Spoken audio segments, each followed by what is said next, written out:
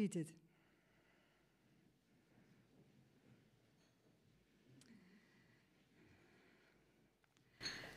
Ladies and gentlemen, dear attendees, I open this special academic session of the University of Humanistic Studies, in which Professor Dr. Christoph Henning will accept his position as Professor of Philosophy and Humanism by delivering his inaugural lecture titled Humanism in Crisis, a New Draft of Humanist Philosophy.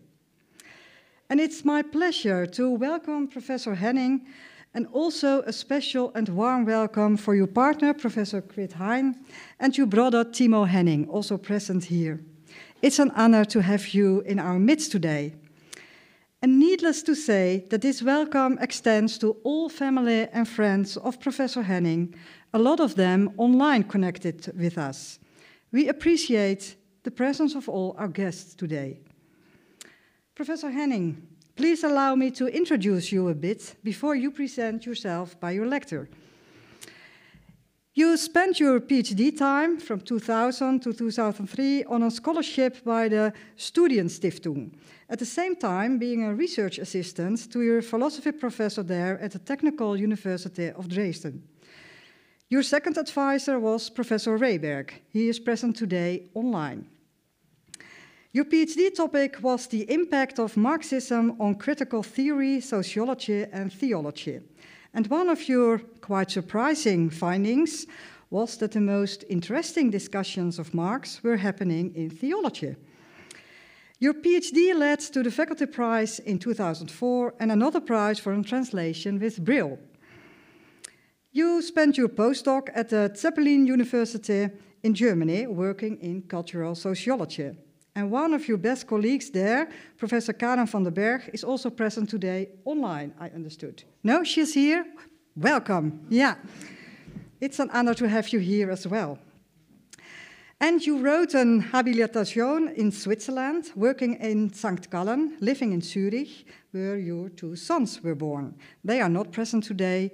They prefer the company of their friends, and we all understand that. From this time on, your colleague, Professor Urs Marti, is present today as well. The topic of your habilitation was the political philosophy of human flourishing, quite a humanistic concept and idea, which brought you close to many university topics we are studying today. After your Swiss years, the next academic environment was the Max Weber Center at the University of Erfurt. And the University of Erfurt is our partner institution. A lot of our colleagues have been visiting Erfurt and the other way around, where you had a really good time with Hartmut Rosa and Bettina Holstein. Both are very well known at our university. Hartmut Rosa is having an honorary doctorate of our university.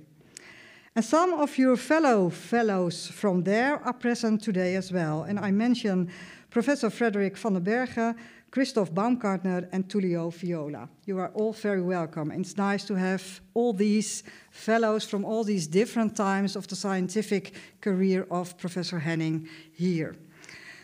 And this impressive academic career led to the appointment as Professor of Philosophy and Humanism at our University of Humanistic Studies.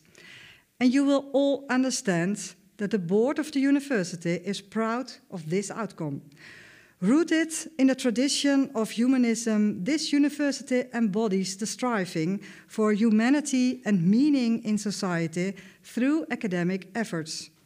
Professor Henning's work is in the very heart of our university, continuously contributing to this mission and vision. It is therefore with the most great pleasure that I invite Professor Henning to read his inaugural address titled Humanism in Crisis, a New Draft of Humanist Philosophy.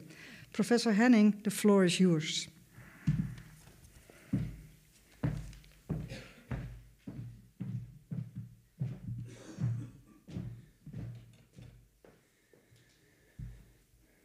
Welkom. Geachte Rector Magnificus, beste Raad van Toezicht, beste collega's en studenten van de UWH, familie en vrienden, beste mensen. Now English. As you know, I'm now responsible for philosophy and humanism. That's the name of my chair, also the name of my group, at this wonderful University for Humanistic Studies. So how could I talk about anything else but humanism? However, in our time, humanism has come under heavy criticism. Many colleagues and concerned citizens as well are no longer sure whether it's a good thing or what it even means. This forces us to reflect, to listen to the criticism carefully, to relearn and justify what we have to say in a more respectful way. And that's very demanding. How can I possibly do that in 40 minutes? My solution is to start from scratch and to explain my own approach from the bottom up. That could be quite enlightening, but it also resembles the story of the emperor's clothes. Once you lay open the structure of your own thinking, you expose yourself and feel a little naked. Nevertheless, that's what I'm going to do here, even without being a king. Why? Because we cannot talk about humanism without talking about our philosophy, our way of thinking first. And that's what I'm doing in part 1. Part 2 is on humanism as the object of our thought. But let's start with the very difficult question, what is philosophy for me, for us?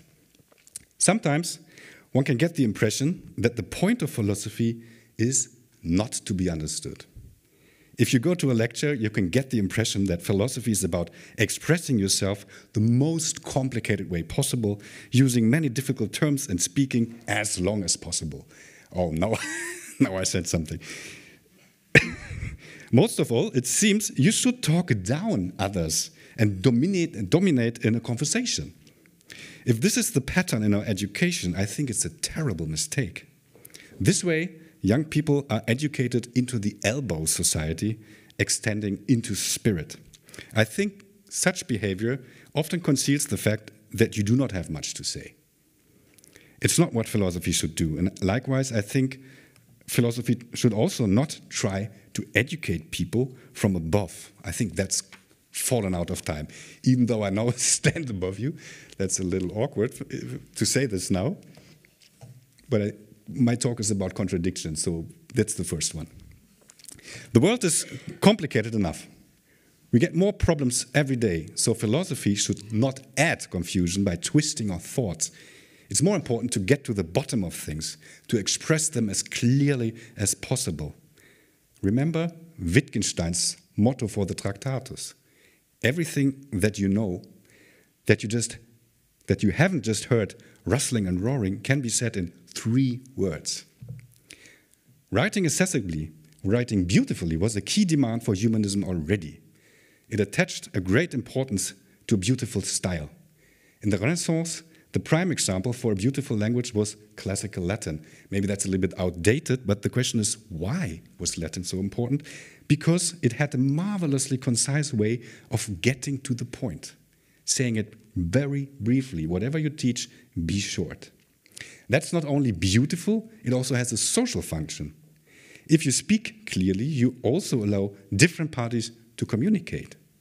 If you understand the other, you'll try to summarize your own position concisely as well, to allow them to understand you in turn. It's a reciprocity.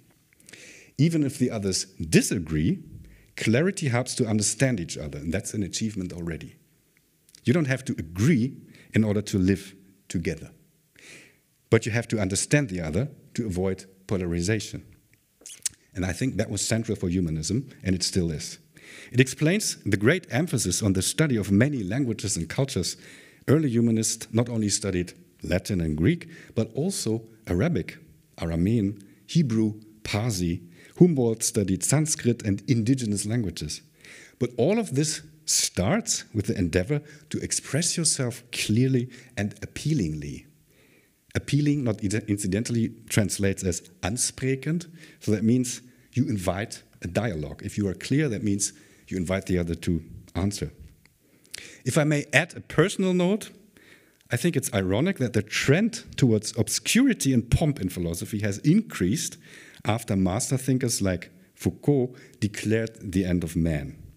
Whatever one may think of this, I think it hasn't helped to make philosophy more transparent. But that's precisely why I think, or why I'm so glad, that at the UWH, even philosophers are asked to do empirical research, which is unusual, I think. Sometimes you learn more from people on the street than from fancy books. That's my creed. Now, does an accessible language mean that everything is clear all the time and that there's no real need for philosophy? No, it certainly doesn't. But then, when do we need philosophy?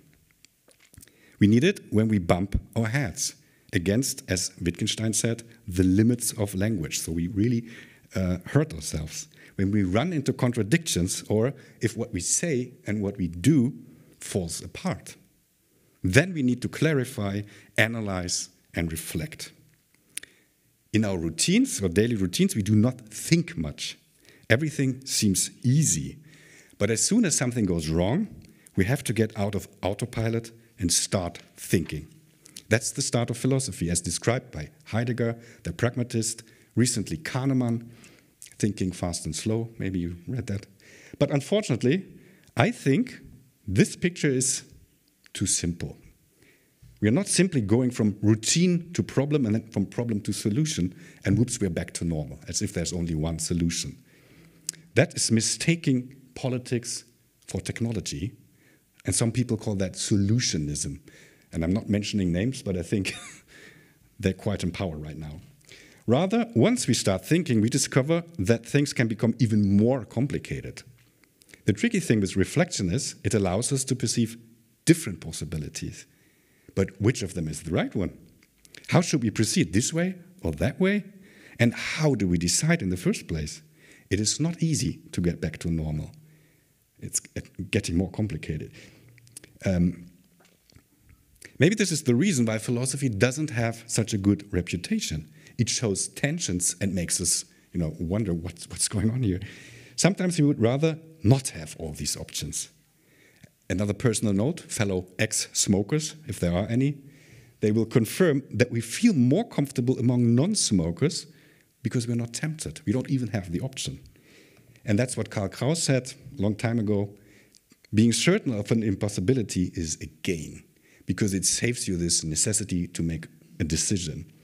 I think that's also why people opt for this neo-primitivism that we perceive across the Atlantic now. It is like an escape from freedom. Not too many options. So what I claim is that we do not get from easy to external shock back to easy, but from easy to external shock to the awareness of pluralism, which can potentially lead into contradiction or polarization even.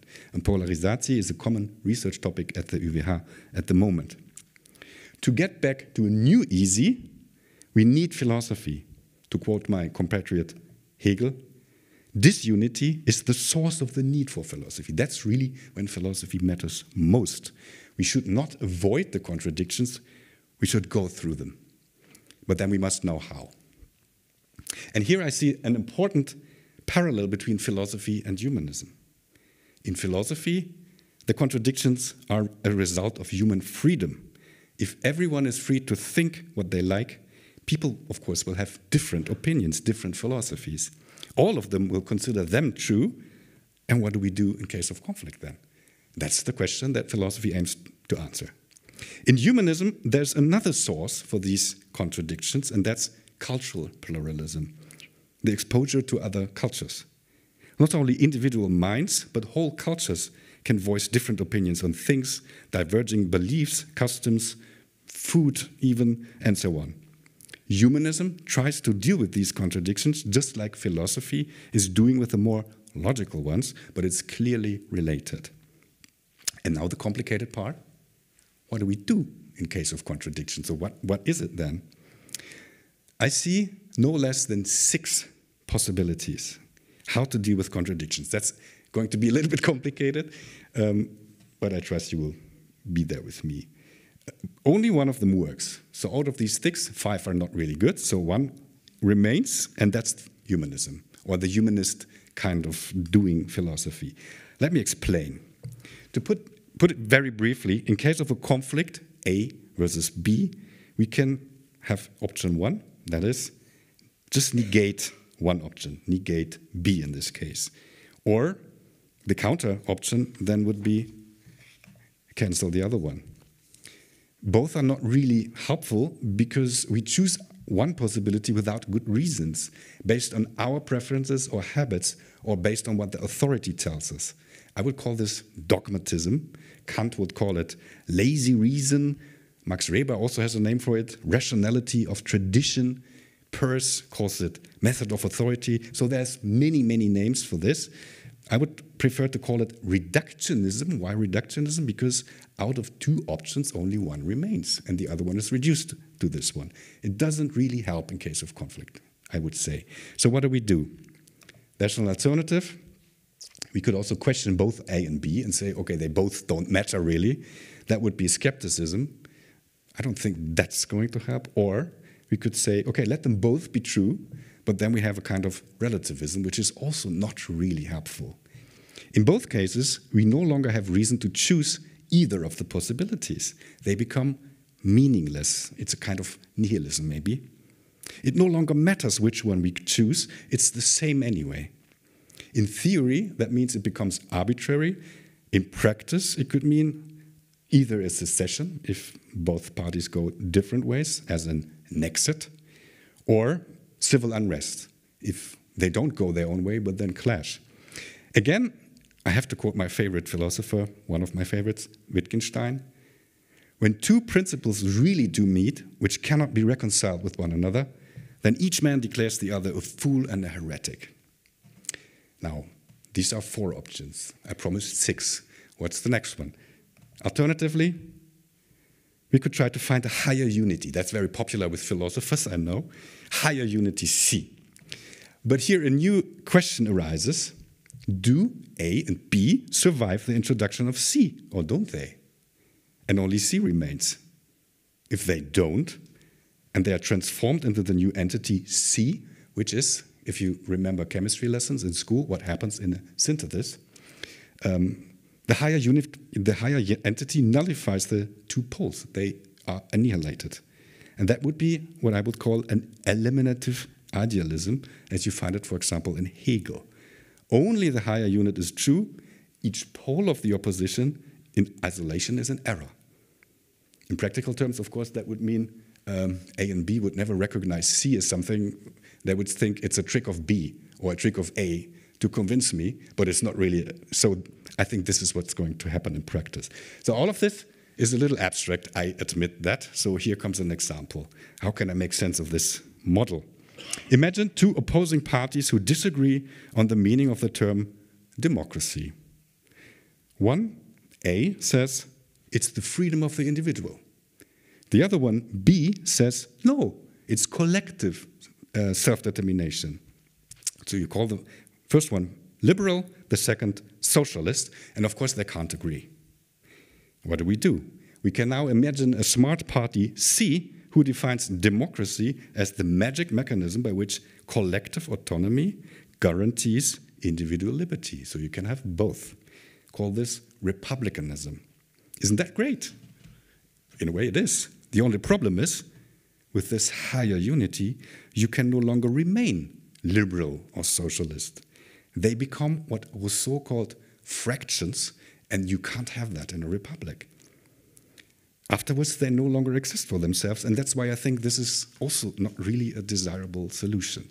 So now, my good solution comes, ta-ta. These pictures are from Nettie,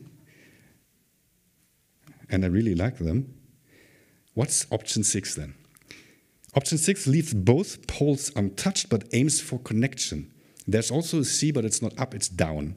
It's a material way of understanding their respective histories. C is not higher, but more basic. It considers the conditions for both of them. Here, both A and B remain real, but also limited. This is what I call relationism. Karl Mannheim is my source here. C explains, locates, and limits them by relating them to their backgrounds, to their material backgrounds. Does not annihilate them, but rather makes them more compatible with one another. I think Nettie has that also on the cover that you have on these little cards. That's exactly the idea, to find a connection. And what's the role of philosophy? It's the man in the middle who allows for that kind of building. I would also say Handel, the piece that we heard when we came in, is also one way of expressing this idea that you can find, even if you have different voices, you can find a common thing. So option 6 is all about reconstruction. How did the views come about? Why do they appear as self-evident from their perspective? So these ideas are no longer arbitrary, they are embedded in their environment and they make sense, and we can see why they make sense. But at the same time, you can hold a different view if you have another background. But you need to explain how the divergence or the difference arises and why your position also makes sense from your divergent perspective. In the end, like I promised, you can disagree with someone while you still understand them, at least if you put yourself in the shoes of the other. Now that's method. It's still method, but I think we are getting close to what humanism means in a way, even though it's only method. It is already humanist because here you connect to people, you avoid the shortcut through the big other, transcendence. I'm not saying this is not possible, so this is not against religion. It's just the question, do you really solve conflicts there? You rather take the long way down to earth, and of course I can't resist to show you now how students are approached here. This is of course the tradition of this, different solutions, one showing up, one showing down. But there's a second reason why this method neatly fits with humanism. It gives the humanities their proper place. They provide the knowledge necessary to understand the backgrounds and positions in society or in history. That's their daily bread. A third reason, I'd rather have you look at this. A third reason is ethical. This solution is very open to different ideas and respects them instead of negating, ignoring, or patronizing them, as I see it in the other 5 solutions. It generally cares for different positions, tries to make sense of them, even where we do not agree. At the same time, it's not relativist either, so we can still make decisions based on the best knowledge around. In this way, I think we can avoid polarizations. And there's one more humanist element here. What really connects us, that's why the 2 C's have a bridge, and enables us to understand each other's perspective, is the standpoint all of us embody, being a human. Even if we live under the most diverse conditions, we still know what it means to be human, to be vulnerable, in need, to long for our families and friends. We want to develop our best interests. You don't want to get hurt. You don't want to get insulted. I think this is something that we all share, and I know that this claim is contested, that there is something that everybody shares, but I think even this criticism, if you voice this kind of criticism, you expect that I understand you. So there is something like a belief in that there is some common ground. So I agree that there is a lot to be criticized, but I don't agree with the relativist conclusion. Okay, so with this, we already entered the halls of humanism. Let's now step into part 2 on humanism. As we saw, philosophy knows countless contradictions. Kant built his whole philosophy around them. Is the universe finite or infinite? Is the world made of simple or composite things? Is there a God or not? Is there human freedom or only necessities? And so on. The interesting thing about these kinds of questions is they cannot be avoided. Our reason naturally comes back to them over and over again, beginning in childhood. I still remember when I first had these kind of moments where I thought, okay. But they cannot be decided either, because both views are supported by convincing evidence. And that is something. I mean, this is really strange. But I think this observation that human reason can end in contradictions, it was perceived by many different people or many different philosophers. We find it in ancient China already, here, in Greek philosophy, Sextus Empiricus, but also in North India and many other places. So I think this is really something that has something to it. Now, if we step from method to content, as I promised, it would be surprising if, thinking about humanism, we would not also end up in contradictions. What was the main question of humanism again? Okay, while anthropology asks, what are human beings? I think what humanism asks is the practical side. If we all are human beings, what follows for the way we treat each other, or we should treat each other, for our rules and practices, ideas and institutions. Now, if that's the question, it sounds like a simple question with an intuitive answer.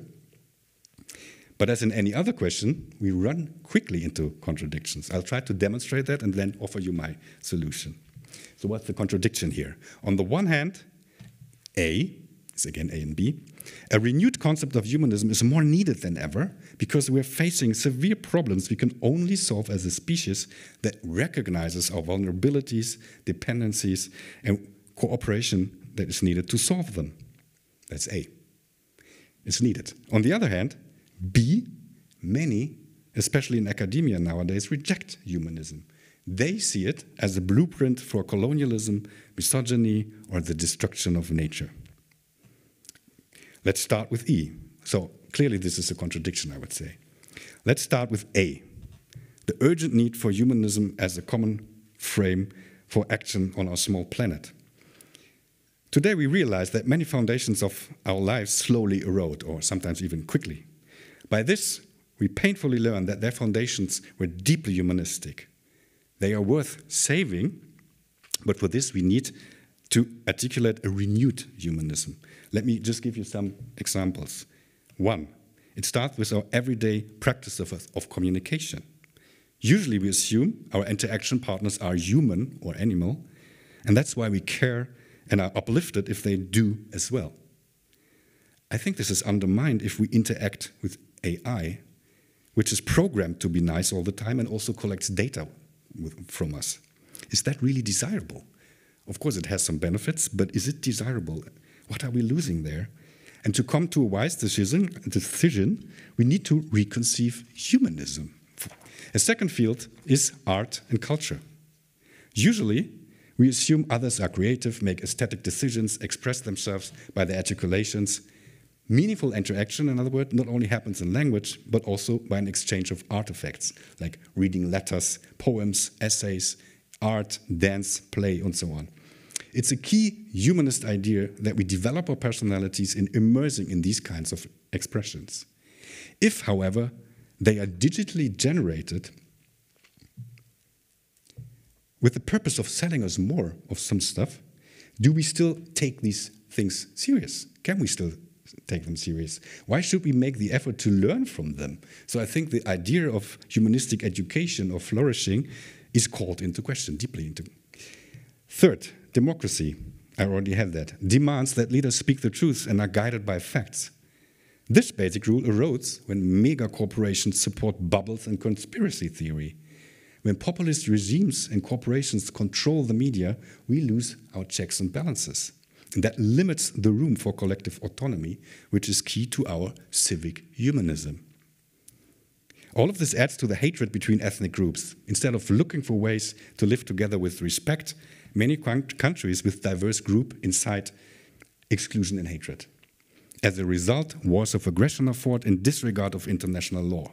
Thousands die, millions of people are on the run, while food and medicine are lacking. So I think we are really witnessing a political dehumanization at the moment. 5, no, that's 4. More than ever, we need a global political order oriented towards human goals. Peace, rule of law, cooperation to protect minorities and preserve nature. Humanist politics needs global checks and balances to allow freedom from fear for everybody. Today, however, states see themselves as expanding power blocks and intend to acquire ever more wealth. They annex their neighbors based on their military strength, and nothing can be further away from a humanist cosmopolitanism. And finally, most importantly, I think, human life is only possible in friendship with nature, when we can breathe, drink, and walk freely, when there's no constant fluctuation between severe drought or extreme flood. Hence, nature must become a respected friend of the human species as well. But if we wish to sustain life on the planet, we must focus on the true human needs and not risk everything for trinkets of frivolous utility, as Adam Smith once called it. But that means to reconceive the human being and what it means to be a human. So, in short, if we wish to prevent all of that, we need to act as a unified species, which in a sense is the meaning of humanism. That's A. pretty clear. But it's not the only one. B, on the other hand, there we have a strong rejection of humanism in academia, especially in the progressive camp, and here are some examples. Kate Manne from Cornell, for example, claims that feminism has nothing to gain from humanism. For her, seeing someone as human does not stop us from mistreating her.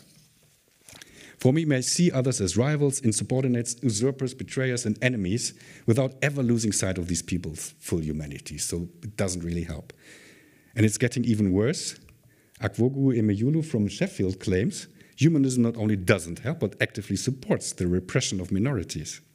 For her, repression is inscribed into the concept of being human. It necessarily excludes both women and black people. You can only run away from it. Hence her title, Fugitive Feminism. Like many others, she now seeks a politics beyond the human. Others have voiced similar readings that many terrible crimes were committed in the name of humanism, and that includes the ecological destruction of the planet. So radical ecology claims this is the result of humanism, assuming that the very word human necessitates an anthropocentric exploitation of nature. So, taken together, we have a growing reluctance towards humanism from feminist, post-colonial, and environmental scholars. And I think this needs to be taken very seriously.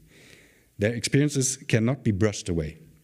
Humanism, thus, that's the result, appears as both necessary and impossible.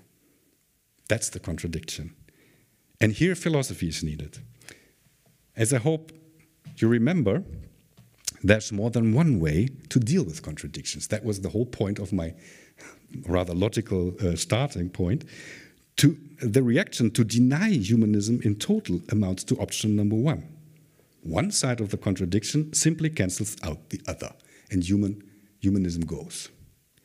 But given the urgency of the practical problems, I think this is not a real solution unless you admit that Trump is the answer. In a way, I think he's on this path.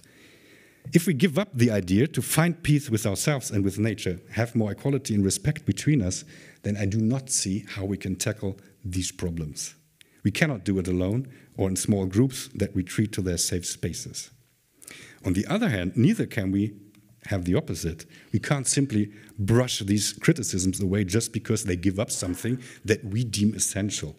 These voices need to be heard and need to be integrated, I think. Neither can we just leave this antagonism uncommented, as in 3 or 4.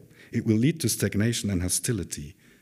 And also, we cannot simply claim a higher ground, a superior level of abstraction that embraces everything at the price of redefining the matter from a supposedly higher perspective, which A and B no longer recognize. So we lose them, in a way.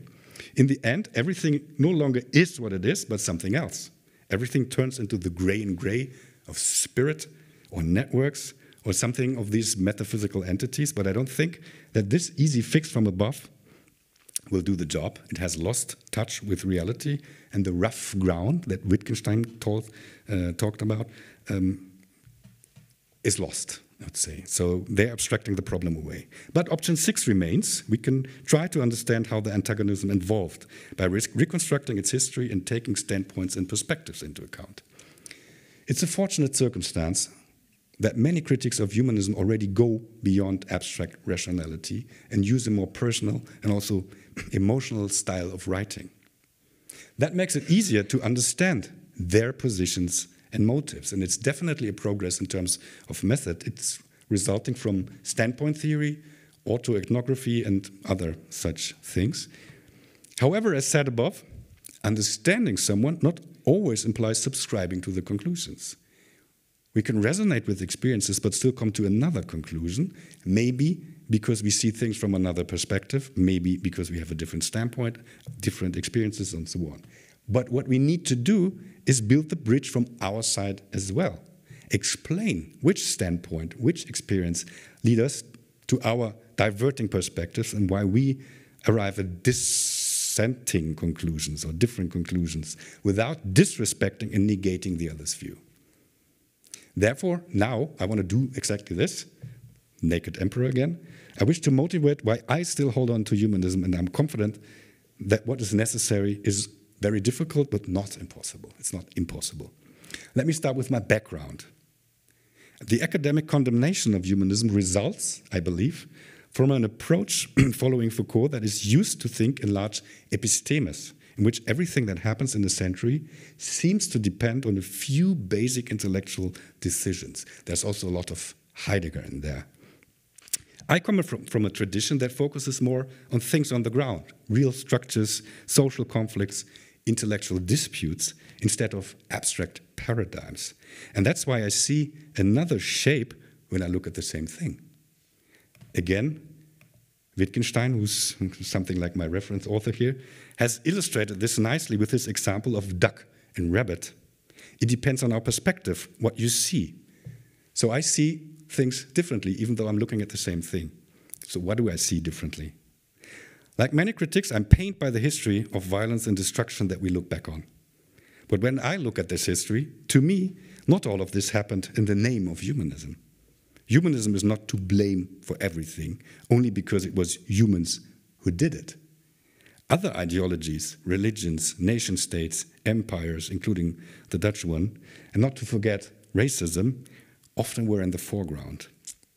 The real movement that we can identify as humanism is much smaller and had more specific goals. It doesn't mean that they are not to blame.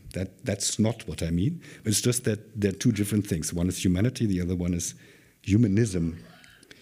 It was often critical, not always, but often critical of colonialism and inequality.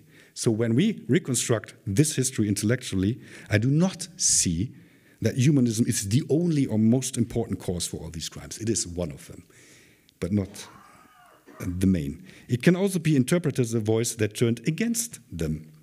Even if I wish they had done much more and much more decidedly, I think this is still what humanism must do, turn against these kind of crimes. That's number one. Another thing that I see differently, to me, humanism is not a Western invention. There are so many non-Western sources of humanism that you can even question whether there is such a thing as Western civilization. I'm quoting Appiah here. What's the point of this? Whatever value you mention to specify this is Western, it has been practiced somewhere else before. India, China, North America, Africa, and so on, or South America. You find this also in David Graeber, nicely. So that's another point. Look at the cultural situation when humanism flourished. These were times of immense intercultural encounters. Early Renaissance thinkers in Florence were inspired by migrants from Constantinople as the Ottoman Empire was expanding. So the study of classical Greek authors moved from Athens to Florence via Byzantium, but they didn't only bring Greek or Latin, they brought Arabic, Persian, Hebrew philosophy. Because for centuries, the center of philosophical discourse was located in Muslim cities, Cordoba, Bukhara, Baghdad, Isfahan, and so on. So an enormous number of cultures met. And I think this is a crucial insight. At the cradle of humanism stood multiculturalism. Of course, as Appiah says, there's no guarantee that this alone will give you something like a humanist practice. Of course, it needs conscious effort. It's, however, easy to see how this can translate into the content of humanism. Once we travel to other countries, meet people, we start to question our own ways of thinking and acting. When we do this, we do what she also proposes, Bakewell. We compare one particular realization of human life with the broad range of the humanly possible that we see before our eyes. But if we could live in a different way, should we then accept things that keep us down, make us silly, cold, and brutal? The humanist answer, or conclusion, is no. Not because we have a higher mandate from above, but because we see the diversity of human possibilities right before our eyes. And we also see that we have the freedom to change it. So considering its multicultural origins, it's not surprising that the content of humanism is also strongly oriented towards diversity and pluralism, mutual respect and cosmopolitanism. At least I see this as a subcurrent. I mean, you may now say this is not always the case, and I agree, but I should mention that I think this undercurrent should also be studied. This is what the genealogy of morals can also show us. In my current work, I develop a system of values that organically evolves from here, like this genealogy of morals, if you want. The values of liberty, equality, pluralism, passive tolerance, and more active study of the other can be developed from this very basic human condition. That's the encounter of plurality. And if we inquire our equality a little bit deeper, we get to the bedrock of nature. Why are we equal? We are equal by nature. But if what we share is our dependency on nature, we have to ascribe a very high value of nature for a fulfilled human life. Consequently, a contemporary humanism must be both global and deeply ecological. Now, this was a rather positive reading of humanism. I don't wish to claim that this is the only one, or that it cancels out the other one, or the criticism. To the contrary, at the UWH, I think we have to study both sides, the liberating potentials as well as the pitfalls. We cannot remain one-sided, because contradictions are something to be studied and not avoided. I'd like to conclude with one more observation that makes me optimistic and reinforces my hope that a new humanism is not only necessary but also possible. It's precisely from a subgroup of harsh critiques of humanism that I experience an unexpected encouragement. For them, a more inclusive humanism is not only necessary because the problems leave us no choice, but also possible because there also is this other side, the emancipatory and resistant history of humanism. It is this legacy that could lead us into the future. And now I'm dropping some names. Of course, just to mention Frantz Fanon, who was much in favor of what he says called basic values that constitute a human world, to Edward Said, who claims that it's, quote, possible to be critical of humanism in the name of humanism, which is, again, a nice paradox which captures what I'm trying to argue for. Or take Sylvia Wynter, a feminist post-colonial scholar who, after voicing a severe criticism of humanism, proposes a counter-humanism because the climate crisis really leaves us no other choice. It's tough language, I have to say, but I read it anyway. We have to replace the ends of the referent we of liberal mono-humanist men too, so that's the bad old, with the ecumenically human ends of the referent we in the horizon of humanity. That's the new one, we are hoping for. We have no choice. We have to do this. End of quote. So in spite of all the problems we face and the skepticism we encounter, there's also hope. And that's the spirit I aim to follow. Without neglecting critical voices, our future studies of humanism at the UWH will focus on an inclusive and ecological humanism that is badly needed in our time of crisis, to see what's truly meaningful for us and how we can overcome polarization and ecological destruction in our societies. To put some flesh on the bone of that claim, in our chair group, we historically reconstruct this other dissident undercurrent of humanism. That's what some of us do. At the same time, we elaborate in a book what values humanism has on offer for current and contemporary problems. We're working on that right now. For all of this, I suggest to see human beings, that is ourselves, as natural, vulnerable, and dependent beings who need each other as much as they need nature. We must learn to overcome our differences in order to find a fair and equal way of living together globally, which must include planetary health. If that vision is based on our core humanity that all of us share, it becomes an urgent moral demand that no one can rob off their shoulders lightly. Ik heb gezegd. Thank you very much for your attention. I think now it's time to think. Thank you for bearing with me through this complicated narrative. First, I wish to thank my chair group, which I just evoked already, who bear all of this with me and helped me realize it.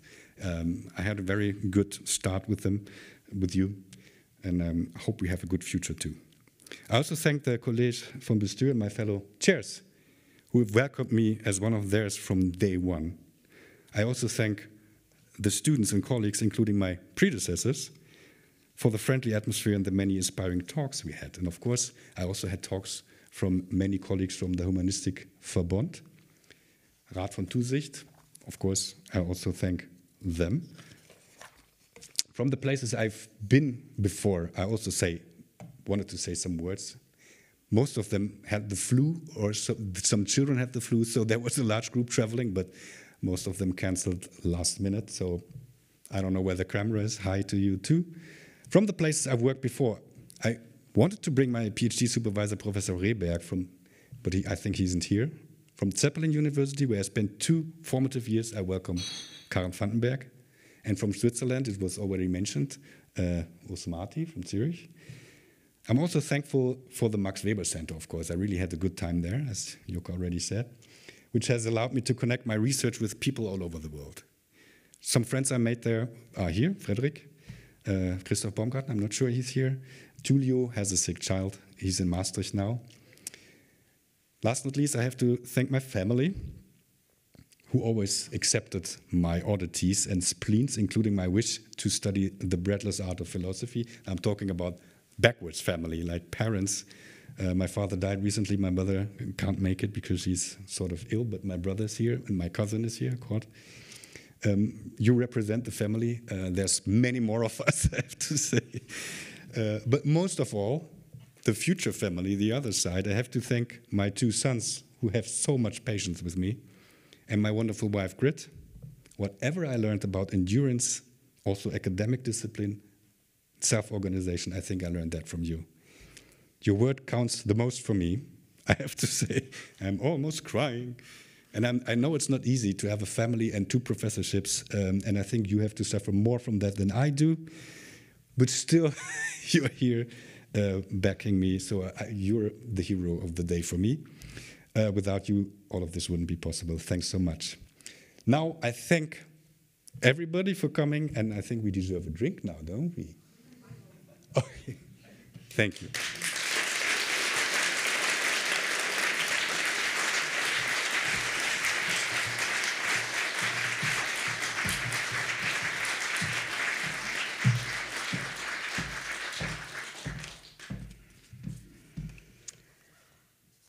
Honorable Professor Henning, dear Christoph, thank you for this high-level and inspiring lecture. And your lecture illustrates the intellectual role you often prefer, defending and reconstructing positions that have been put on the defense with a very practical component. Remembering, reconstructing, re-articulating what is good and what is undervalued in the intellectual tradition and reapplying it to the contemporary debates. That's what you have done, and that's what you have showed us today. And that's what you do now with humanism. Dear Christoph, you are already a valued and highly appreciated member of our academic community. Among other positions as a chair of the group Humanism and Philosophy, you already mentioned it. And I think this group, and most of them are present today, can congratulate itself with an outstanding chair as Professor Henning. And we consider ourselves lucky to have you as a professor, and I know you will all agree with me. And to give you the opportunity to put this into words for our new professor, I invite you all to attend the reception in the room next to this main hall. And you can form a line. You can also enjoy a drink and good company and shake hands with Christoph if there is the opportunity. And maybe I can also invite you for dinner if you prefer, because there is dinner ordered for 40 people, and some of them had to cancel. So at the cafeteria, at the canteen, at the university, so whoever wants to come should come. Please be invited. We are a humanist and secular university, but it's like the feeling of the 5,000 from the Bible. There will be enough. So even if it's a spontaneous decision, please be welcome. Thanks to all of you in the audience for your interest. Your presence, especially if you are a guest, is very much appreciated by the board and by Professor Henning. When leaving the main hall to the reception room, next to this room, The procession, the cortège, will be preceded again by Professor Henning and his wife. And I then ask you to all join behind the procession, and maybe you can give priority to those who are seated in the first rows. And maybe I can draw your attention to the music we will hear when leaving. Something about this is explained at the back side of the card you find on your chair. So please read it. It's played by, I think it's music by Harvey, if I've understood well. Yeah. In order to close this ceremony, this academic ceremony, I ask you all to stand. And then I close this ceremony in the humanistic belief that wonder and curiosity will always lead to new knowledge. Thank you.